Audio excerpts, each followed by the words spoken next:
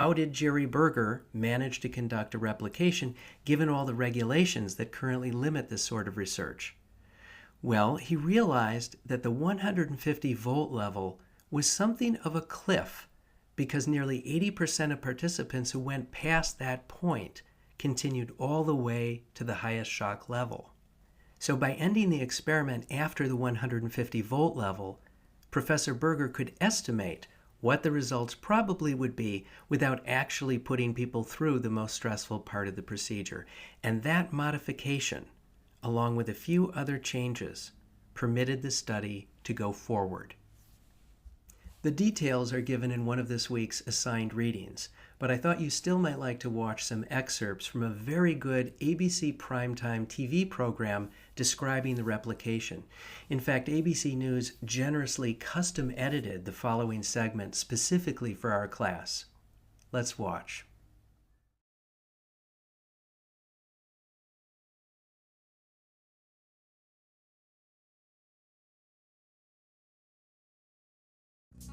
Imagine this scenario. You go to a prestigious university to participate in a learning and memory experiment.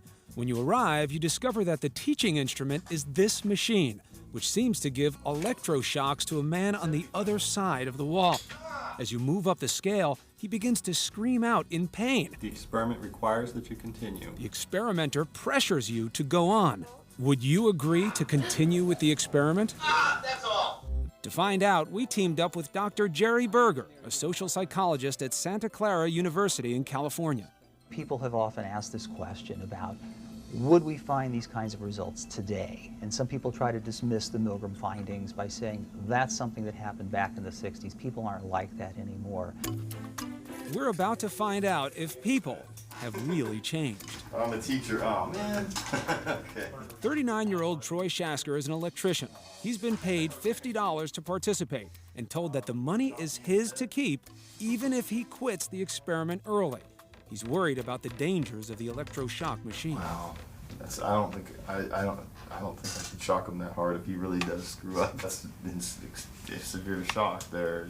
Yeah, there are 25. I could just go get my shotgun. In the room next door, Troy watches as the learner gets strapped into his chair. His anxiety rises when he hears the next scripted line. I should probably bring up, a couple of years ago at Kaiser, they diagnosed a mild heart condition. I'm really not too worried about it. It's not that serious. But well, you should know that while the shocks that we'll be using today may be painful, they're not dangerous. Okay? Milgram intended that exchange to set up a conflict in the subject's mind, a choice between the health of the learner and the authority of the experimenter. Now, Troy starts reading Ken the word pairs he's supposed to memorize. Blue girl. Nice day. Fat neck. Number 1. Then the test begins. Blue boy. Girl. Grass. Hat. The learner must decide which of the 4 words is the correct match. At first, everything goes smoothly. Correct. I was confident that he was doing really good at first, and then it started looking bad. At 75 volts, Troy hears the first sign of trouble. Soft. Rug. Pillow. Hair. Grass. Incorrect. 75 volts. I could actually hear him next door going, ow, oh, and he kept getting things wrong. Incorrect. 90 volts. He doesn't like that. At 105 volts, he's clearly Number 10. uneasy. I got a little moist on my forehead there. I wasn't comfortable. I can't tell you why I listened to him and kept going. I should have just said no. The correct word was duck. Near the end, he's almost willing Ken to learn the right word pairs through the wall. Horse.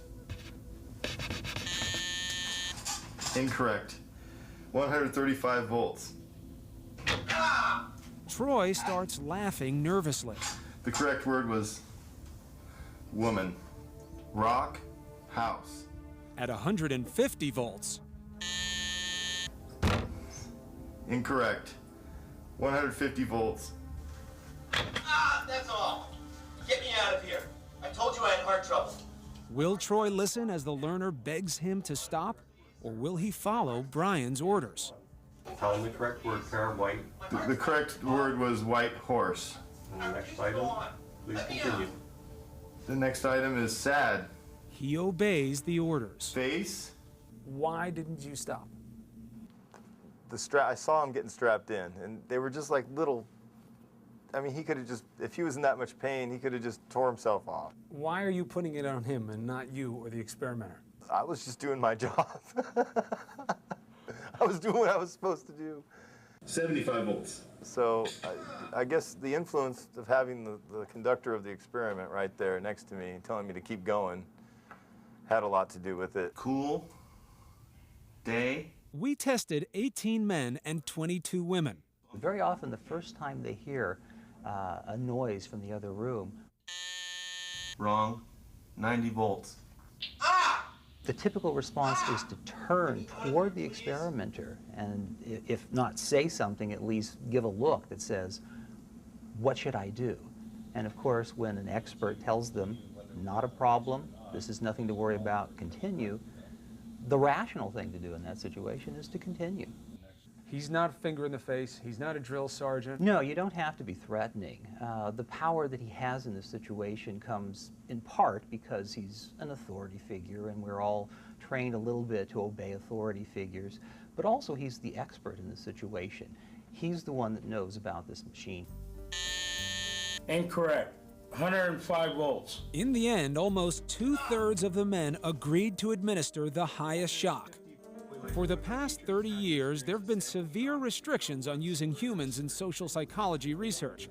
To avoid putting subjects under too much stress, Dr. Berger made a significant change to our experiment. In this experiment, you stopped at 150 make-believe volts. In Milgram, they went much higher.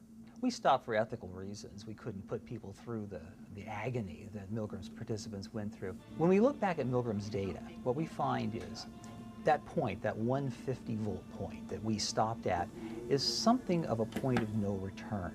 This says 150 volts. Deep breath. That's all. Get me out of here. I told you I had heart trouble. My heart's starting to bother me now. Get me out of here, please. My heart's starting to bother me. I refuse to go on. Let me out. Well, Please go on. The next item is sad. okay. Now, he said that he had a heart problem. Remember, while the shocks may be painful to him, they're not dangerous. We know that. Okay, we're aware of that, and there's not going to be any lawsuit from his medical facility, right? Well, if anything happens to him, I am responsible. That's what I needed to know. Okay. We began to notice a pattern. The majority of people who continued to follow orders refused to take responsibility for the learner's safety. It's not my responsibility. You all, brought this. We're volunteers.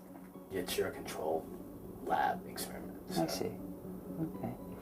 I'm just a conduit for you. Well, I just flipped the switch. I mean, he chose to be there himself to take the shocks, and that was his choice.